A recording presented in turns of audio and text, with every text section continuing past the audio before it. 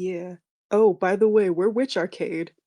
Ah! This Oh, is yeah, Witch yeah, yeah, yeah. Arcade. Yeah, yeah, yeah. Yes, hello. For the Halloween special, we're gonna do Oh, creepypastas, horrifics, scary yep. stories. Yeah, yeah. Uh, Yay. Horrifics.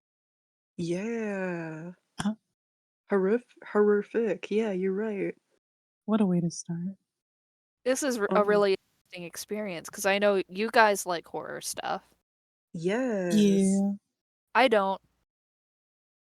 Does it give you the chilly willies? No, I'm not interested in it. It's just I don't care for it generally. I just go You like seem more I like a mystery person.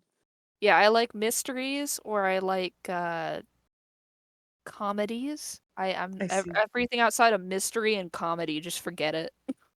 We're gonna start off with a little group reading on a short creepypasta, Duolingo.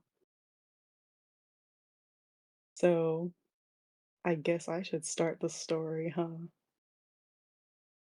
Alright then, I guess I will. I do not want to live without my cheese slicer. Lulu, do you have the story pulled up? Oh, I thought we were okay, so you're just reading the you're just reading the No! title. I was just gonna let it go, like, oh, we're just gonna like let you start reading it for however long, think that we're just waiting for you to finish what you're doing until we're just not Ah, reading. The cats are wearing shoes. The vegetables do not like vegetarians. sometimes Duolingo, my smartphone language app, comes up with strange sentences. It always made me laugh, but lately, there's been a weird glitch with the app. I've been refreshing my German. My mother is a retired German teacher and spoke to me growing up. However, now, at 29, after years of almost no contact after I got married, she says she's not homophobic, but gee, what a coincidence that she started acting distant after I married a woman. Then finally, somewhat patching things up, I have forgotten a lot. I don't want to lose my knowledge, and German can be useful for work. I decided to take the placement test, then start from the basics again. My understanding is great, but I can't spell and have little grasp of grammar or the gender of items. Everything in German has either a masculine, feminine, or neutral gender. It's a pain in der Arsch, I think it's called. Anyway, the weird glitch I've been experiencing has to do with the questions that require one to speak in the language being studied. The app works fine, as does my microphone. I get the answers right. But I don't think whatever the app is having me say is ordinary German. My skills might not be where they should be, but I know what German sounds like. This sounds similar, yet at the same time very different. It is written out in the same alphabet as German, but sounds older, rougher. I have recognized the word Valhalla a few times. The vowel sounds are different as well. My pronunciation is getting better, though. Still, this is confusing. I wrote a note to the app maintenance. Said, I think there's a problem with the German course. Some of the speaking practice questions aren't in German, but another language, possibly Nordic in origin. And I sent them a screenshot of one such question. The response was quite quick. We didn't put that in there. Are you sure your app is up to date and you're not using a hacked version or playing a joke for the internet? I guess I should have waited until after April Fool's Day to send in the report of this weird glitch. But since I don't want to lose my 268-day streak of practicing, and the rest of the program is fine, I have kept using Duolingo. However, I did send a screenshot and recording of the app pronouncing the weird words for me to my brother, who has traveled a lot, and to a German professor at my former university, hoping he would share it around with professors from other languages as well. While I waited for responses and kept at it, weird things have happened. I mean, okay, global warming has been causing weird weather patterns lately, but whenever I practice outdoors and say one of the weird phrases, I hear thunder or see lightning, and often a storm starts soon after. If I'm working on it while walking or working out, I seem to hear a second set of footsteps behind me, a separate breath. This was unnerving, of course. So I tried to stop using the app, though I mourned the loss of my by now 280-day streak. It didn't work. I lost some time the next day, and when I, for lack of a better word, woke up, I found myself in the middle of a lesson.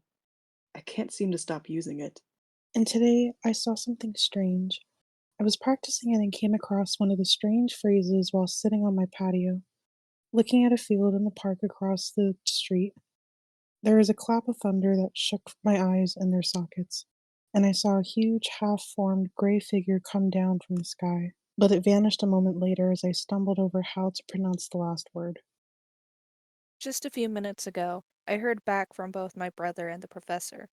My brother thinks the glitch is just Icelandic being mixed in, and after I sent him more of them, he still thinks that, though he's confused by the total absence of modern words in what is supposed to be a 21st century language app. The professor had shared the glitch around until finally, it reached a medieval history colleague of his. I received an email with both of them copied onto it. It's Old Norse, and given the strange happenings and the fact that I can't seem to put Duolingo down, I am afraid of what will happen when I finally get the pronunciation right. Okay, well, that was a pretty chill story. Yeah, I think it was a good start. Yeah, an easygoing, introduction. yeah. Okay, would you at least like to introduce the story since this is your personal pick? Um, you know, it's a creepypasta called Satellite Images. Ooh. It's, in my opinion, pretty cool. I guess Yeah. it feels personal, or there's a personal fear that I can connect to with this, so Okay. the I author appears to be bite me, bitch, giving credit where it's due. Thank you for this lovely story. Among the many truly astounding things the internet lets us do is travel the world without leaving the comforts of our own homes. While armchair traveling has existed for ages, atlases, globes, and plain old books have long afforded imaginative would-be adventurers the means with which to visit a huge variety of places, even if they'll never actually set foot on the soil there. The digital age has brought it to new heights. That's what satellite images gets at. Thanks to Google Maps and Street View, we can actually see what's going anywhere in the world in something close to real time, whether we're curious about people, places, or both. The trouble is, we don't often think about who those people might really be, or whether or not we should be watching them in the first place. A friend of mine showed me how to use Google Maps. I'm sure you've seen it. It lets you use satellite images to look at locations all over the world. A few years ago, I was in a car accident.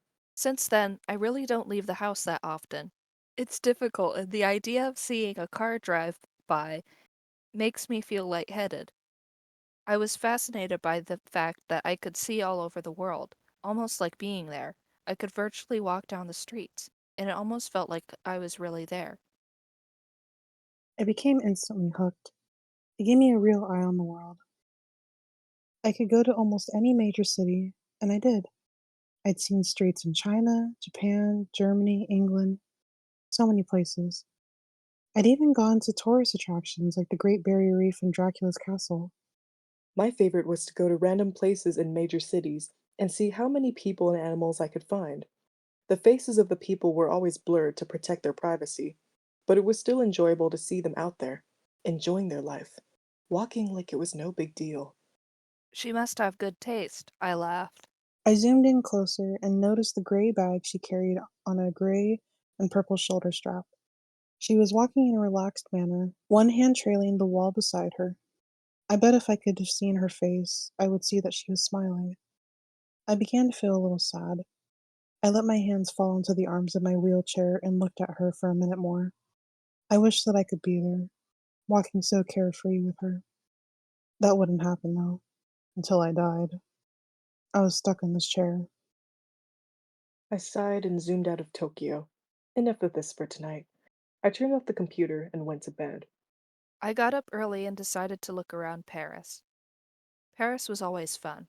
I liked the look of the city, with all of the old, beautiful buildings and so many people to watch.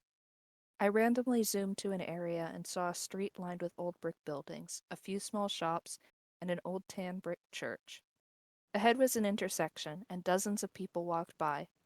A balding businessman walked quickly past, looking back at an old woman, hair covered with a scarf, carrying a large purse. A curvy woman in black pants that were too tight stared into a store window, and two women led a group of small children around a corner. I spun the view around a few more times, and then saw something peculiar. Sitting on the bench at the bus stop were two people.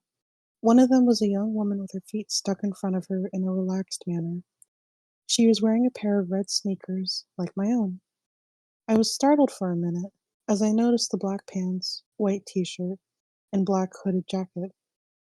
Her dark brown hair was tied loosely behind her head. A gray bag sat on the bench beside her, and the shoulder strap hooked over her shoulder. This is crazy, I thought. It can't possibly be the same woman. This is a different country, different continent even. How could it be her? This was stupid. It wasn't as if these were live photographs. They were taken ahead of time and then stored. It's not like she was in two places at once. She could just be a traveler. Besides, without seeing her face, it was impossible to tell it was the same person. Brown hair was probably the most common hair color in the world. Those red sneakers were something I purchased online. I'm sure a million other people did too. I shook my head and went to fix some lunch. When I got back online, I decided to look at Berlin. I picked a random street, as usual. It looked pretty empty. There were brick buildings lining the streets, looking more like factories than anything else. There were also empty lots, full of long grass and piled gravel. There wasn't much to see at all, really. There was a line of motorbikes and a car with two German flags sticking up from it. After more searching, I found one kid. He looked like he was dressed for school, a jacket thrown over his bag. He was intently looking at some kind of mobile device. I was disappointed. I started to leave, and then I caught something out of the corner of my eye. I turned the view, and there they were, those damned red sneakers. She was standing on a street corner, next to some kind of signpost. She had a hand on the post, looking down the street, as if waiting to cross the street. I stared in shock. How could she be there too? Even if she was traveling, there's no way I would find her every time. Even finding her in Paris would have been one heck of a coincidence.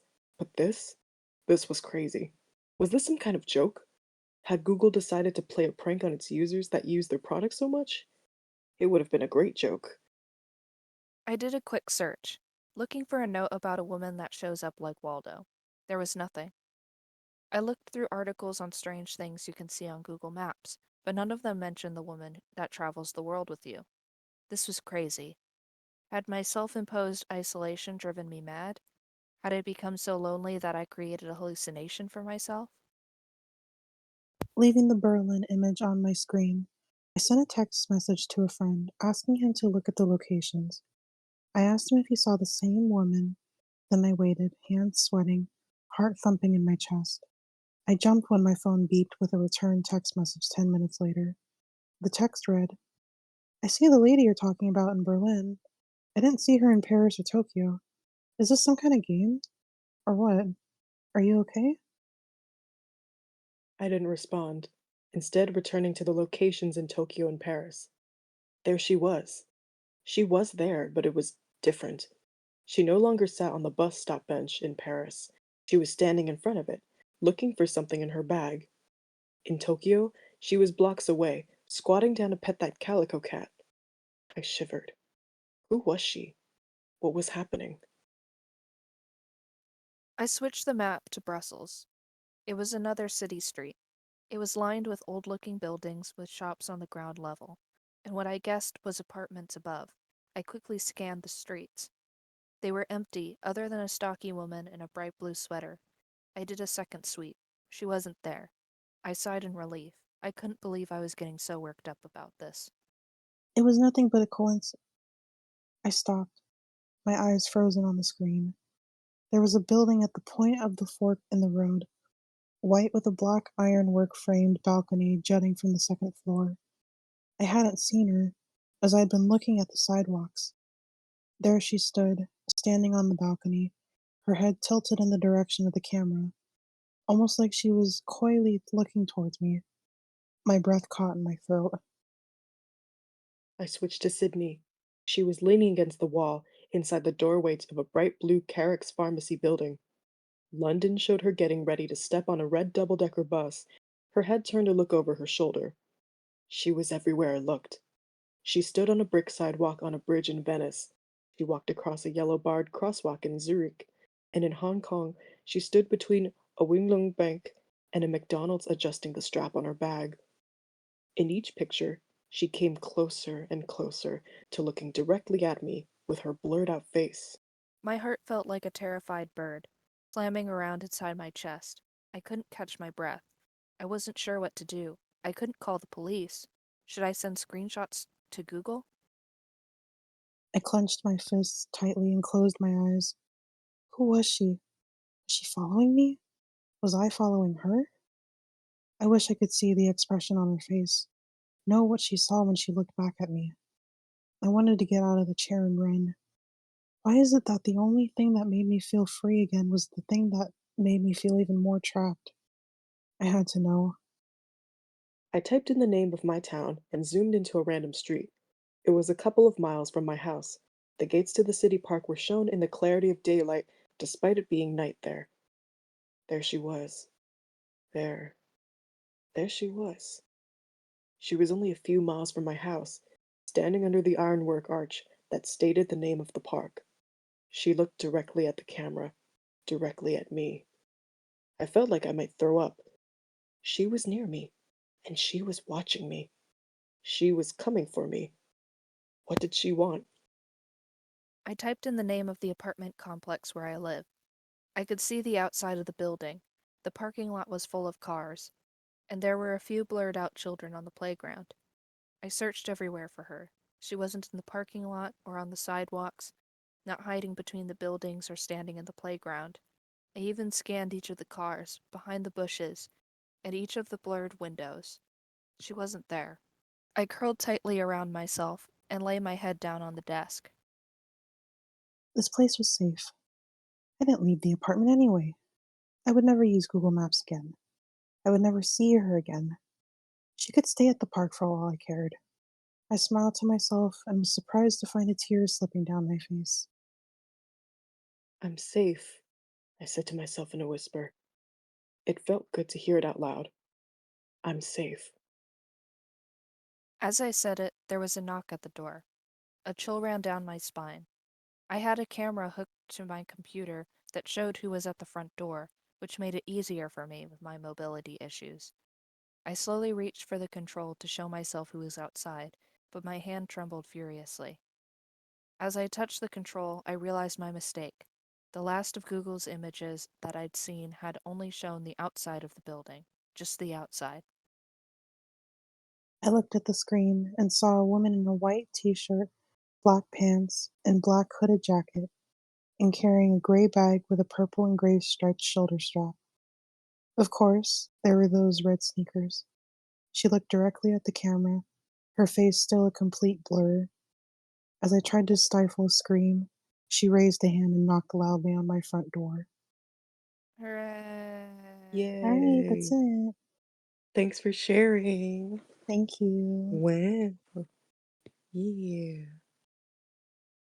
Man, that was a scary rush of nostalgia.